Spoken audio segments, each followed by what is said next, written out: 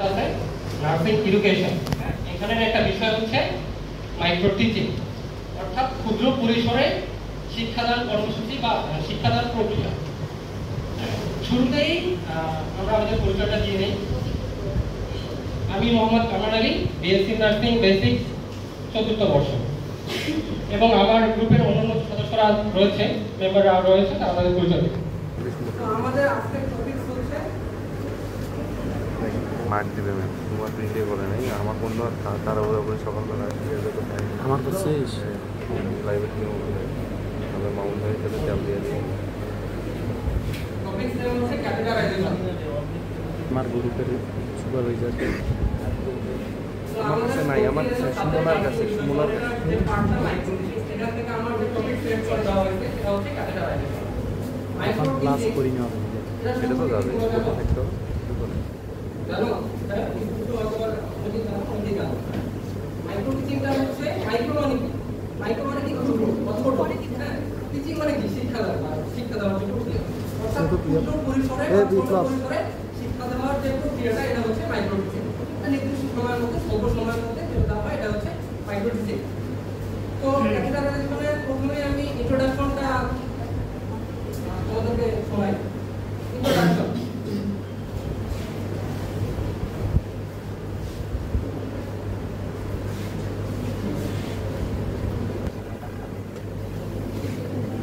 কতক্ষণ ধরে আমাদের মা হাত পা ধরে দাও therapeutic and diagnostic purpose.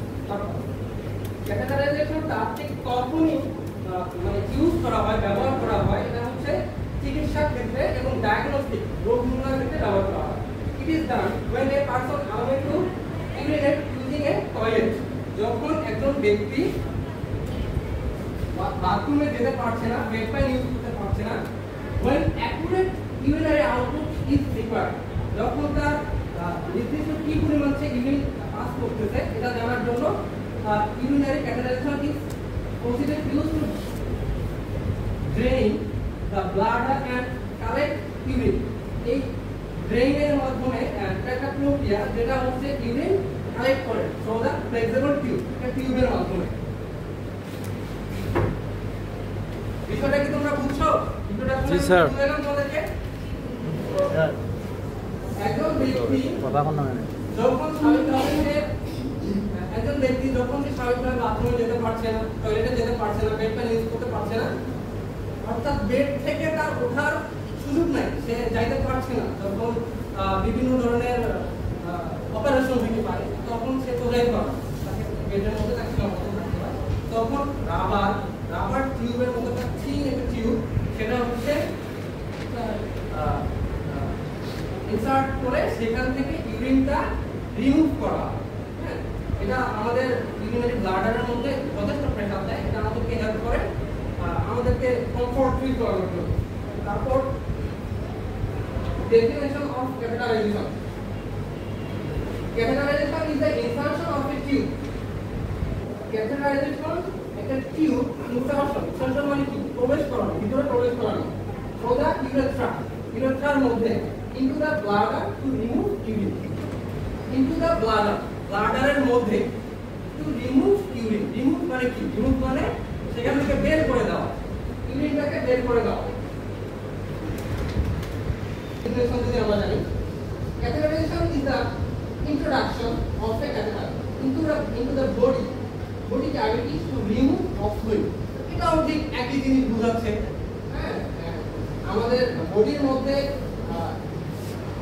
প্রবেশ করিয়ে টু রিমুভ ফ্লুইড, আমাদের বডি থেকে যে এক্সক্রিয়েশন পদার্থগুলো, এক্সক্রিয়েশন ইউরিয়া, ইউরিক অ্যাসিড, অর্থাৎ ইউরিনের মাধ্যমে যে জিনিসগুলো বের হয়ে যায়, এগুলো হচ্ছে এই ক্যাথেটারের মাধ্যমে আমরা বের করে দিই।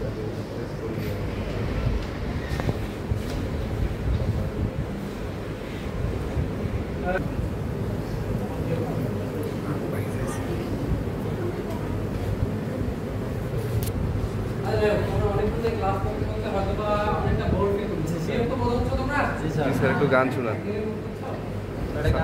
কেউ একটা গান শোনাও বা একটা গল্প শোনাও বা কবিতা,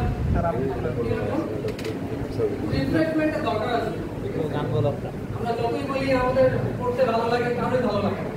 হ্যাঁ, কিন্তু এন্টারটেইনমেন্ট না হলে ভালো লাগে না। ওবাকেও আচ্ছা হোক, আমি এটা বলে দেবো। তো বাবা আর ছেলে, বাবা বলতেছে যে চলো আজকে আমরা ঘুরে সময় নিয়ে বিরতি। তো বাবা ছেলে দুজনে ঘুরে বেড়াইতে গেল। তো ছেলে ঘুড়ি উড়াচ্ছে, খুব আকাশে উঠতেছে, একদম অনেক উঠতেছে। তার হাতে কিন্তু ঘুড়ির সুতাটা আছে। তো বাবা বললো ঘুড়িটা উঠতেছে, কেটে দাও, আরো আকাশে উঠবে, অনেক অনেক উঠবে। তো কেটে দিল, বাবার কথা মতো ছেলে ঘুড়ির সুতাটা কেটে দিল, ঘুড়ি আরো ঘুরে। একটা পর্যায়ে ঘুড়িটা ব্যালেন্স হারায় আবার মাটিতে পড়ে গেল। শুরুতে কি হয়েছে, কিন্তু অনেক উঠছে, কাটে দেওয়ার পর আরো উঠছে, কিন্তু যখন সুতাটা কেটে দিল তখন ঘুড়িটা ব্যালেন্স হারায়, কিন্তু ওই কিছুক্ষণ খুব ঘোরার পর আবার পড়ে গেছে। তো এখান থেকে একটা বিষয় শেখা, আমরা ঠিক ঘুড়ির মতো আমাদেরকে টানে ধরে আছে, আমাদেরকে আঁকড়ে ধরে আছে, আমাদেরকে ধরে আছে আমাদের শিক্ষকরা বা আমাদের বাবা মারা। তারা আমাদেরকে এভাবে সুতোর মতো ধরে আছে, জন্যই আমরা উঠতে পারছি। যখন কেটে দেয় আমাদের মূলাটা মনে হয় আরো বেশি হয়, হ্যাঁ, কিন্তু যখন অ্যাকচুয়ালি আমরা তাদের থেকে বিচ্যুত হয়ে যাই তখন আমাদের শেষ পরিণতি কি হয়, মাটিতে পড়ে যায়।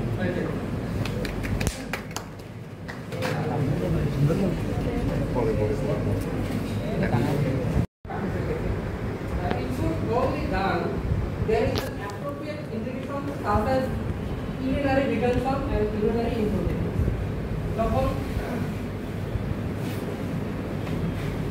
এটা ঠিক তখনই ব্যবহার করা হয় যখন অ্যাপ্রোপ্রিয়েট ইন্ডিকেশন, যখন এটার প্রয়োজনীয়তা পড়বে, অর্থাৎ ইউরিনারি রিটেনশন, এটা থেকে ইউরিনারি রিটেনশন অর্থাৎ ইউরিনটাকে পাস করে বাইরে বের করে দেবে। Aseptic technique is strongly recommend.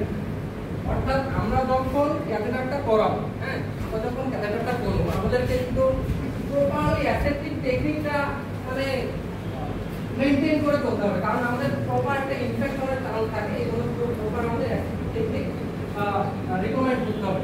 If Foley's catheter is used, then it should be removed as soon as possible to reduce risk of complication.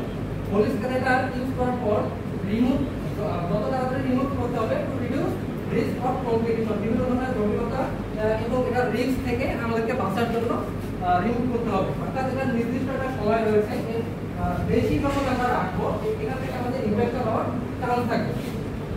তো পুরো লেকচারটা যে আমরা বললাম, এখান থেকে আর কি কারো সমস্যা আছে? আমি যদিও আবার তোমাদেরকে এটা